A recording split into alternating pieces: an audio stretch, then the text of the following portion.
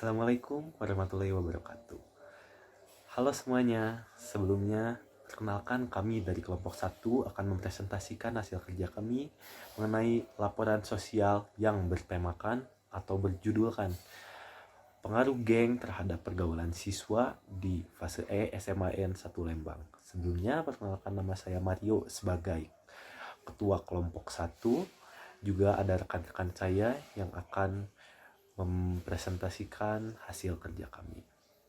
Saya serahkan ke rekan saya. Oke, perkenalkan nama saya Nurafini Devinara Putri dari kelompok 1. Di sini saya akan menjelaskan bab 1 pendahuluan, di mana adanya latar belakang. Membicarakan tentang kehidupan manusia yang pasti tidak akan lepas dari kata sosialisasi. Karena sosialisasi merupakan hakikat utama makhluk hidup. Remaja merupakan sekelompok anak-anak yang paling aktif dalam bersosialisasi, baik untuk mencari teman ataupun untuk mengungkapkan ekspresi mereka. Namun, sosok remaja banyak menimbulkan permasalahan sosial, tapi tak jarang juga terkadang menimbulkan keunggulan sosial di dalam kehidupan sehari-hari.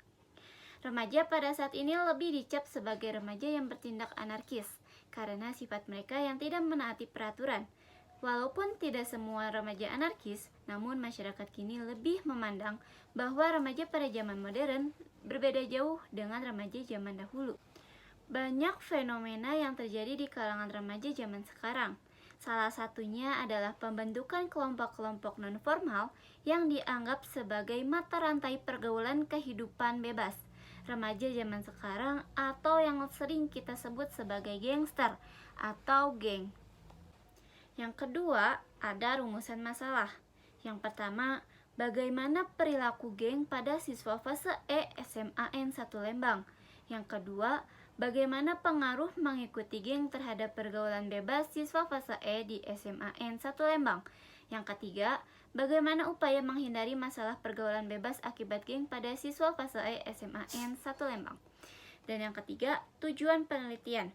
Yang pertama, mengetahui perilaku geng pada siswa fase E SMAN 1 Lembang.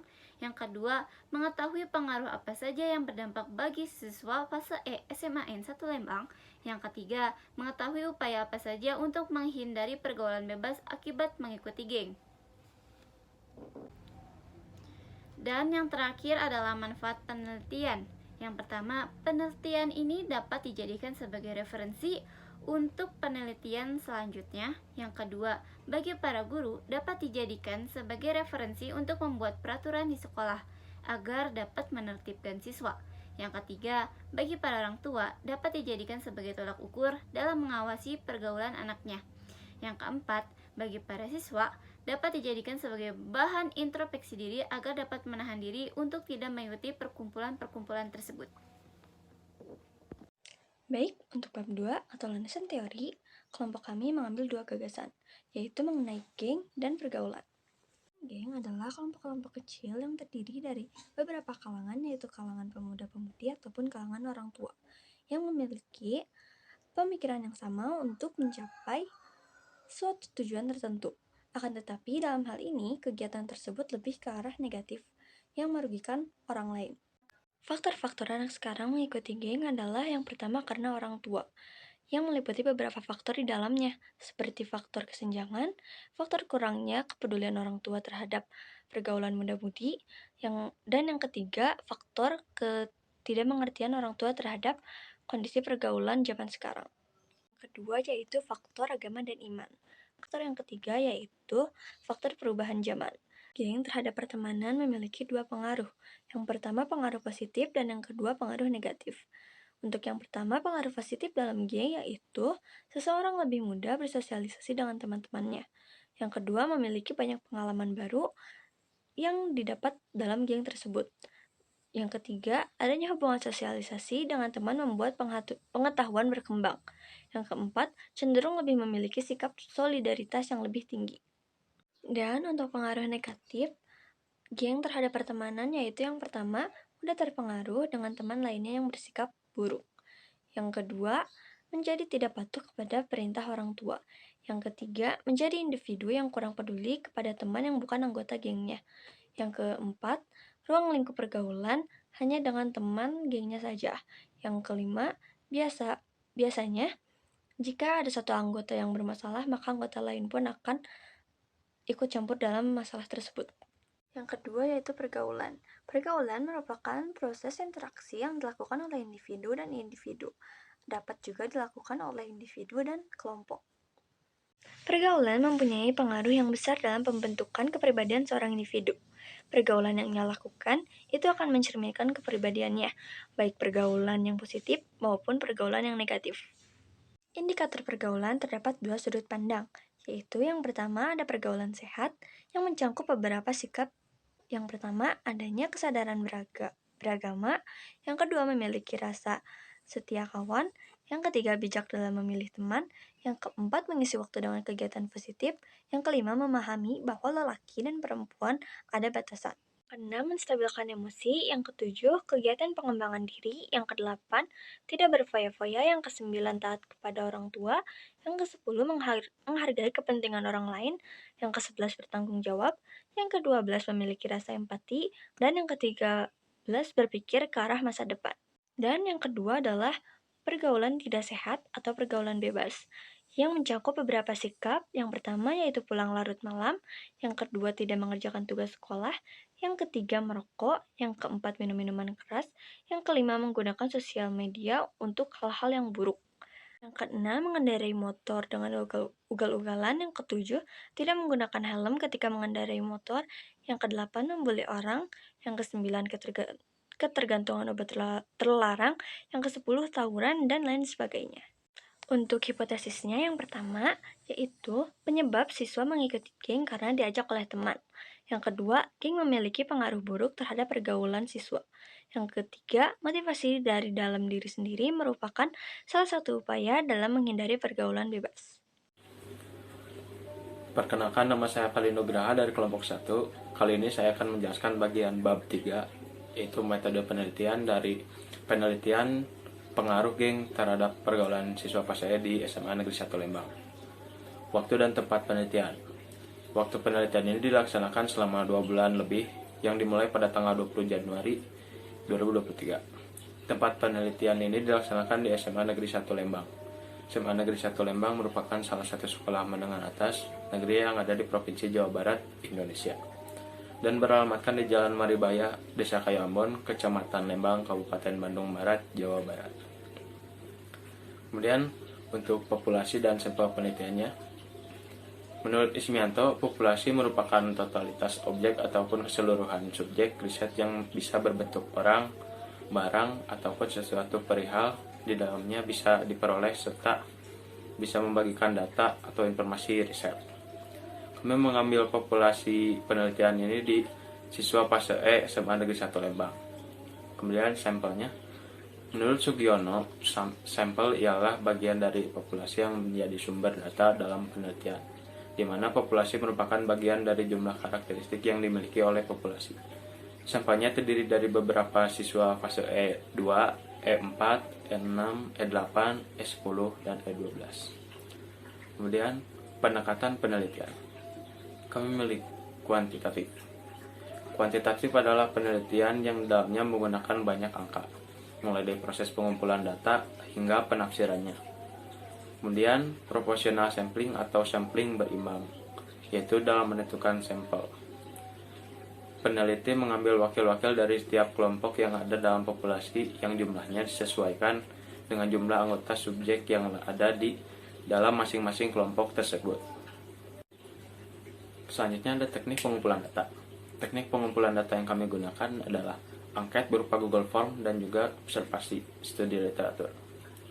Observasi adalah aktivitas perolehan data informasi dari tangan pertama dengan cara melakukan pengamatan. Studi literatur adalah serangkaian kegiatan yang berkenaan dengan metode pengumpulan data pustaka, membaca dan mencatat, serta mengolah bahan penelitian. Metode angket atau kuesioner adalah suatu daftar yang berisikan rangkaian pertanyaan mengenai suatu masalah atau bidang yang akan diteliti. Untuk memperoleh data, angket disebarkan kepada responden. Kemudian ada instrumen penelitian. Instrumen penelitian merupakan alat bantu yang digunakan dalam pengumpulan data penelitian. Dalam penelitian kuantitatif, umumnya alat pengumpulan data atau instrumen penelitian yang digunakan oleh peneliti dikembangkan dari jabaran variabel penelitian yang dikembangkan dari teori-teori yang akan diuji melalui kegiatan penelitian yang akan dikerjakan. Pada penelitian ini, peneliti menggunakan instrumen berupa angket menggunakan Google Form menanyakan tentang 1. Alasan memasuki geng, 2. Waktu berkumpul siswa dengan gengnya, 3. Kebiasaan yang dilakukan ketika berkumpul, 4. Hal negatif yang pernah dilakukan saat berkumpul, dan yang terakhir, hal yang membuat siswa menghindari pergaulan bebas. Bab 4 pembahasan. 4.1 deskripsi objek penelitian. 4.2 mengenai hasil data. 4.3 pembahasan. 4.3.1 perilaku geng pada siswa SMAN 1 Lembang. Fase E.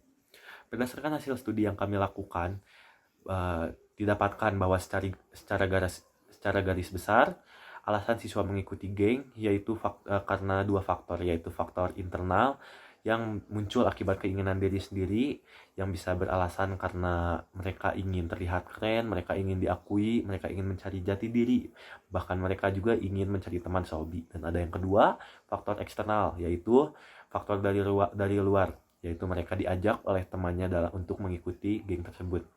Geng ini biasanya memiliki waktu berkumpul yang tidak terjadwal dan mereka hanya berkumpul jika mereka ingin. Adapun hal yang dilakukan pada saat mereka berkumpul sebenarnya sama seperti remaja pada umumnya, yaitu berbincang-bincang, mengopi, jalan-jalan, juga melakukan hobi bersama. Lalu untuk poin 4.3.2, pengaruh geng terhadap pergaulan bebas siswa fase E SMAN 1 Lembang. Hasil studi yang kami lakukan didapatkan bahwa perkumpulan geng ini cukup memberikan dampak yang cukup signifikan terhadap siswa yang mengikutinya. Namun cukup disayangkan dampak tersebut bukanlah dampak yang baik. Hal tersebut dapat dilihat dari kegiatan-kegiatan yang mereka lakukan seperti merokok, pulang larut malam, minum minuman keras, juga bahkan mengonsumsi obat-obatan terlarang.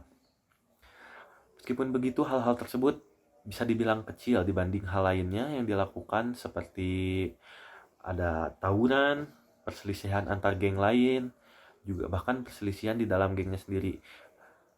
Geng juga sangat lekat hubungannya dengan tindakan anarkis, bahkan mereka sudah biasa melakukan tindakan tersebut. Lalu untuk poin 4.3.3, upaya menghindari pergaulan bebas akibat mengikuti geng. Hasil studi menunjukkan bahwa sama seperti alasan mereka memasuki geng, ada dua faktor utama yang dapat menjadi upaya dalam menghindari pergaulan bebas akibat mengikuti geng, yaitu faktor eksternal dan internal. Untuk faktor eksternal, dibutuhkan peran orang tua dalam mendukung anaknya, membantu anaknya untuk agar berhenti dari geng tersebut sehingga mereka pun tidak terkena pengaruh buruk dari geng yang mereka ikuti. Lalu untuk yang kedua, faktor internal.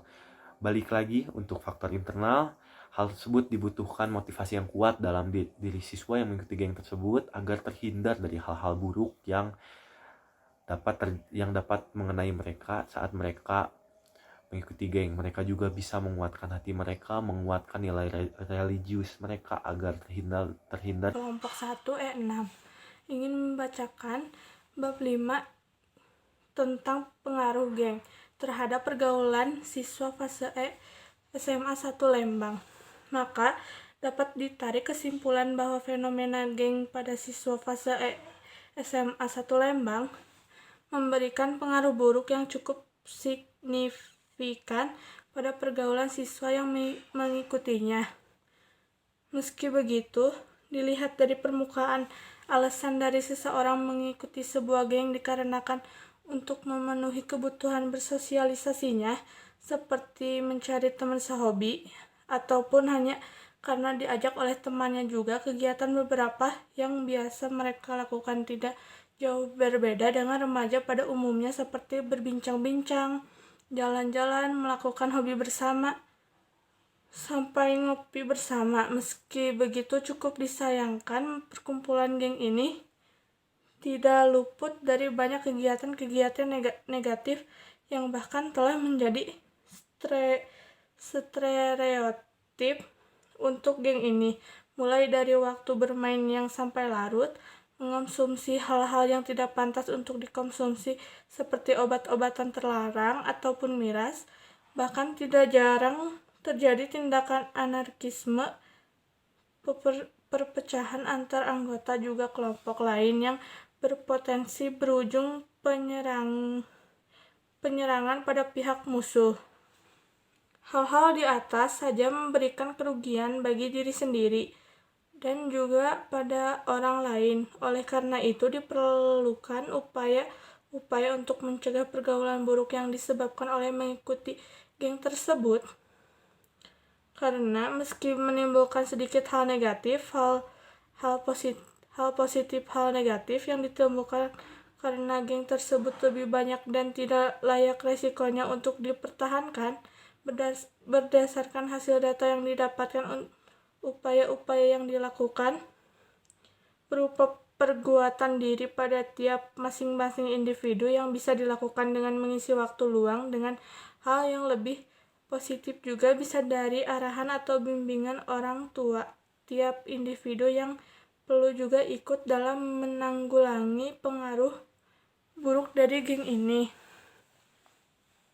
Untuk sarannya, 1. Untuk siswa hendaknya lebih bisa menguatkan diri agar dapat terhindar dari pergaulan bebas yang disebabkan oleh mengikuti geng dengan cara mengisi waktu luang. Tua siswa disarankan agar lebih berperan aktif dalam mencegah anaknya agar tidak terjerumus dalam pergaulan bebas. Para peneliti lain diharapkan terus mengembangkan penelitian ini karena penelitian ini bertujuan untuk menanggulangi pergaulan bebas pada siswa sekolah akibat mengikuti geng. Sekian dari kelompok 1. Maaf apabila terjadi kesalahan. Terima kasih. Selamat berpuasa. Wassalamualaikum warahmatullahi wabarakatuh.